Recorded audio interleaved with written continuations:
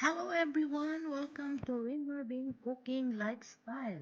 Sa araw na ito, gagawa naman tayo ng panibagong pampalusog or immune booster. Ang gagamitin natin dito ay ang garlic. Ito ay tinatawag nating lava garlic. Napakaraming benepisyo ang pagkain ng lava garlic. Ito ay nakakatulong sa mga iba't ibang sakit. Ito ang ating lava garlic, yan, na nag-blue-blue na siya. Kailangan ganyan ang kulay para matawag natin siyang lava garlic. Ayan, kailangan blue yan siya pag kinain nyo siya. Tapos, kailangan pag kinain nyo, yung hindi mold ang nakikita nyo. Yan, parang blue siya. Masarap yan siya kainin at maraming benepisyo sa ating katawan. Ngayon, magbabalat tayo ng garlic at ipapakita ko sa inyo kung paano ang proseso ng paggawa ng ating lava garlic. Mayroon na tayong hinanda ditong mga sangkap. Una natin, balatan natin ang ating garlic isa-isa. Ayan, sa hindi pa nakasubscribe sa ating channel, please hit the button and notification bell para ma-notify kayo sa ating mga newly uploaded recipes and videos. Ayan, ito, nagbabalat na tayo ng ating garlic. Maraming garlic ang ating babalatan. Yan, isa-isa natin tanggalin yung kanyang balat. At pagkatapos ng siyang balatan, atin yan siyang huhugasan ng 2 beses para siguraduhin malinis ang ating gagawing pickles or lava garlic. Ayan, kumusta kayo saan mang sulok ng mundo, mga ka-OFW, mga beshies, mga kabayan, sana'y ligtas tayo at huwag kalimutan laging magdasal sa ating Poong May Kapal.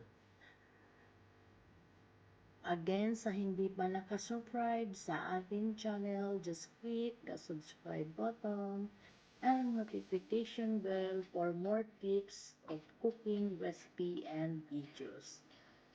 Ayan mga kabayan, ito ang ating garlic. Isa-isa natin yan siyang binabalatan.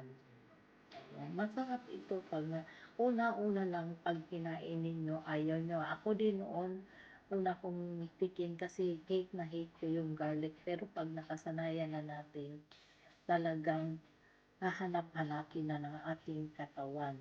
At palaging iwas sa sipon, ubo, yung parasite, yung mga bulati-bulati sa ating katawan na tatanggal ng garlic na ito. Ang sarap ng lasa niya.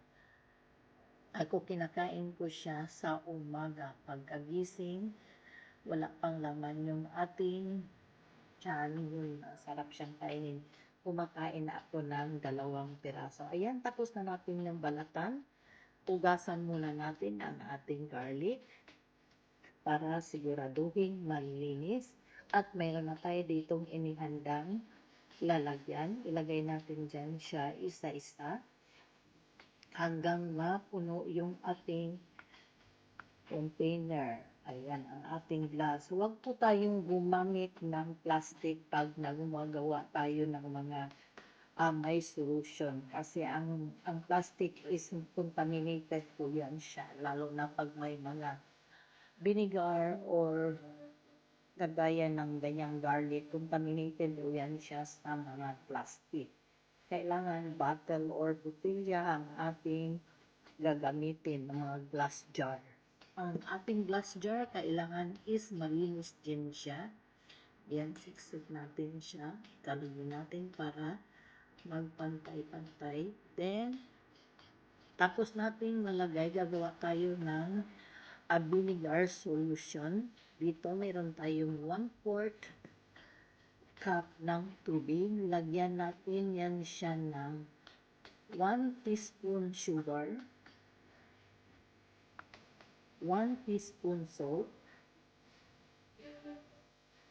5 tablespoon ng vinegar. Any vinegar pwede nyo gamitin sa ating solution. Pag may apple cider vinegar kayo, mas better. Ako ang ginamit ko itong puting vinegar lang dahil yan lang ang available sa aking kusina. Pero pwede na rin yan, okay na rin yan siya. Yan, haluin natin. Kailangan tunaw ang ating sugar bago natin ilagay sa ating garlic. Ayan, kailangan ang solution natin tunaw yan talaga siya. Yan. May kumakausap pa sa akin habang ginagawa ko ang aking vinegar solution. Ayan, pag tunaw na, ibubuhos natin yan siya doon sa ating garlic. Yan, buhos natin siya. Kailangan punong-puno yun siya. Yung aapaw, ay hindi naman aapaw, yung kailangan talagang ma-full yung ating jar para lahat ng garlic mababad siya. Tapos ang fermentation nito is 1 to 2 days, makikita nyo na yung nag-blue na ang ating garlic. Tapos pwede na yan siyang kainin. Pero ako pinapa-blue ko talaga siya, yan, ganyan talaga ang kulay, kaya para mas masarap siya pag blue na ang ating garlic. Ayan.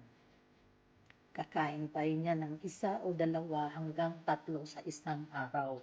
Huwag po din nating sobrahan kasi pag magsobra, mag-aano din ang ating pa-anemic din tayo. Ayan ang ating pickles. Tinikman natin. Masarap yan siya. Gusto ko na yan siya. Palagi na akong gumagawa sa aking kitchen ng ganyan. Ayan, sana'y nagustuhan nyo ang ating inihandang video sa inyo at mga health tips sa garlic.